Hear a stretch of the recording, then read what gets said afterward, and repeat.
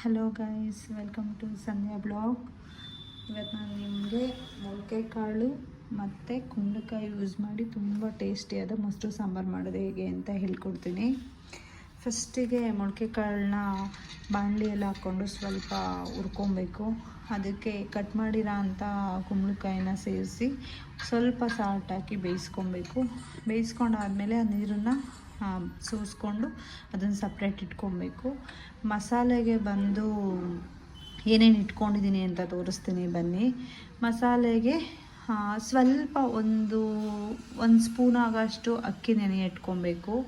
ಒಂದು ಅರ್ಧ ಈರುಳ್ಳಿ, ಒಂದು ಅರ್ಧ ಬೆಳ್ಳುಳ್ಳಿ, ಒಂದು ಚೂರು ಕಾಯಿ, ಸ್ವಲ್ಪ ಹಸಿಮೆಣ್ಸಿನ್ಕಾಯಿ, 1-2-3 ಒಣಮೆಣ್ಸಿನ್ಕಾಯಿ, ಕೊತ್ತಂಬರಿ ಸೊಪ್ಪು, ಮೆಣಸು, ಜೀರಿಗೆ, ಗಸಗಸೆ. ಸೊ ಇಷ್ಟೊಂದು ತೊಗೊಂಡಿದ್ದೀನಿ. ಅಕ್ಕಿನ 2 ನಿಮಿಷ ಮುಂಚೆನೇ ನೆನೆಯಾಗಿ ಇಟ್ಕೊಂಡಿರಬೇಕು. ಅರ್ಧ ಈರುಳ್ಳಿ ಮತ್ತು ಹಸಿಮೆಣ್ಸಿನ್ಕಾಯಿನ ಸ್ವಲ್ಪ ಆಯಿಲ್ ಹಾಕ್ಕೊಂಡು ಫ್ರೈ ಮಾಡ್ಕೊಬೇಕು. ಅದಕ್ಕೆ ಒಣಮೆಣ್ಸಿನ್ಕಾಯು ಹಾಕ್ಕೊಬೇಕು.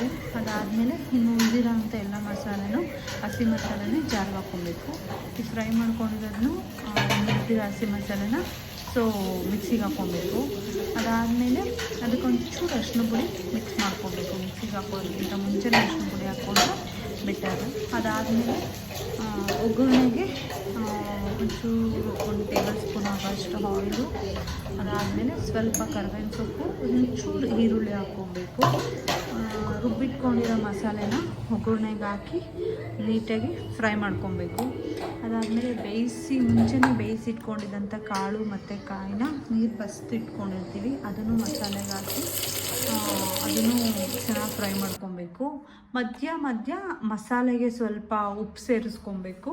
ಅದಾದಮೇಲೆ ಕಾಯಿಗೆ ಮುಂಚೆನೇ ಹಾಕಿರ್ತೀವಿ. ಇನ್ನೂ ಏನಾದರೂ ಸಾಲ್ಟೇಜ್ ಇತ್ತು ಅಂದರೆ ನೀವು ಟೇಸ್ಟ್ ನೋಡಿ ಉಪ್ಪು ಹಾಕ್ಕೊಬೋದು. ಅದಾದಮೇಲೆ ಮೊಸರನ್ನ ನೀಟಾಗಿ ಮಿಕ್ಸ್ ಮಾಡಿ ಇಟ್ಕೊಂಡಿರಬೇಕು. ಅದಾದಮೇಲೆ ಮಸಾಲೆ ಚೆನ್ನಾಗಿ ಕುದ್ದಾದಮೇಲೆ ಸೈಡಿಗೆ ಇಡಬೇಕು. ಅದು ಸೈಡಿಗಿಟ್ಟು ಒಂದು 10 ನಿಮಿಷ ಬಿಸಿ ಎಲ್ಲ ಫುಲ್ ತಣ್ಣಗಾಗಬೇಕು. ಬಿಸಿಗೆ ಹಾಕಬಾರ್ದು ಮೊಸರು, ಏಕೆಂದರೆ ಟೇಸ್ಟ್ ಚೆನ್ನಾಗಿರಲ್ಲ. ಸೊ ಹಂಗಾಗಿ ಇದು ಮೊಸರು ಸಾಂಬಾರು ಆಗಿರೋದ್ರಿಂದ ಫುಲ್ ಕೋಲ್ಡು, ಮಸಾಲೆ ಎಲ್ಲ ಫುಲ್ ಕೋಲ್ಡ್ ಆದಮೇಲೆ ಮೊಸರು ಸೇರಿಸ್ಬೇಕು. ಅದಾದಮೇಲೆ ಮೊಸರನ್ನ ನೀಟಾಗಿ ಮಿಕ್ಸ್ ಮಾಡಿ ಇಟ್ಕೊಂಡಿರೋದು ಮಸಾಲೆ ತಣ್ಣಗಾದ್ಮೇಲೆ ಮೊಸರು ಹಾಕಿ ಅದನ್ನು ಟೇಸ್ಟ್ ಮಾಡಿ ಒಂದು ಸ್ವಲ್ಪ ಉಪ್ಪು ಬೆರೆಸ್ಕೊಬೇಕು. ತುಂಬ ಟೇಸ್ಟಿಯಾಗಿರುತ್ತೆ. ಇದಂತೂ ನೀವು ಟ್ರೈ ಮಾಡಿ ನೋಡಿ, ಇಷ್ಟ ಆಗುತ್ತೆ ನಿಮಗೆ. ಅದಾದಮೇಲೆ ಸಾಂಬಾರಿಗೆ ಮುದ್ದೆ ಜೊತೆ ಆಗಲಿ ರೈಸ್ ಜೊತೆ ಆಗಲಿ ತುಂಬ ಚೆನ್ನಾಗಿರುತ್ತೆ. 1 ಸ್ಪೂನ್ ತುಪ್ಪ ಹಾಕ್ಕೊಂಡ್ರೆ ಇನ್ನೂ ಟೇಸ್ಟ್ ಸಕ್ಕತ್ತಾಗಿರುತ್ತೆ. ನಿಮಗೆಲ್ಲ ಇಷ್ಟ ಆಗುತ್ತೆ ಅಂದ್ಕೊಂಡಿದ್ದೀನಿ. ಮನೇಲಿ ಮಾಡಿ ಟ್ರೈ ಮಾಡಿ, ಹೇಗಿದೆ ಅಂತ ಕಮೆಂಟ್ಸ್ ಮಾಡಿ. Thank you. ಇದೇ ರೀತಿಯ ವಿಡಿಯೋಗಳಿಗಾಗಿ ಲೈಕ್ ಮಾಡಿ, ಶೇರ್ ಮಾಡಿ ಹಾಗೂ ಸಬ್ಸ್ಕ್ರೈಬ್ ಮಾಡಿ. Thank you.